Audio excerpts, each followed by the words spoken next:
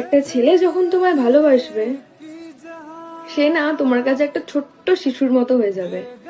হয়তো দেখবে তোমার থেকে 4-5 বছরের সিনিয়র ছেলেটাও একটা ছোট্ট বাচ্চার মতো তোমার কাছে আবদার করবে। ছেলেদের ভালোবাসাটা না খুব সাংঘাতিক। তারা যখন তোমায় যত্ন করবে, তুমি তোমার বাবার কাছে যে যত্নটা পাও, এক্স্যাক্টলি সেটাই পাবে। একটা ছেলে যখন তোমার মধ্যে পুরো পৃথিবীটাকে দেখতে পাবে না, তোমার কোনো ক্ষতি তো সে চাইতে পারবেই না, উল্টে সে ওভার পজিটিভ হয়ে যাবে। তুমি কোথাও যাওয়ার কথা বললে তোমার থেকে রাগে তার এক্সাইটমেন্টটা বেশি থাকবে যে কোথায় যাচ্ছে। সে একটু রিসার্চ করবে, বাট তাতে তোমার একটু ইরিটেটিং লাগতেই পারে যে ওভার পজিটিভ, বেশি toxic. But to be honest, একটা ছেলের মেন্টালিটি না একটা ছেলে খুব ভালো বুঝতে পারে।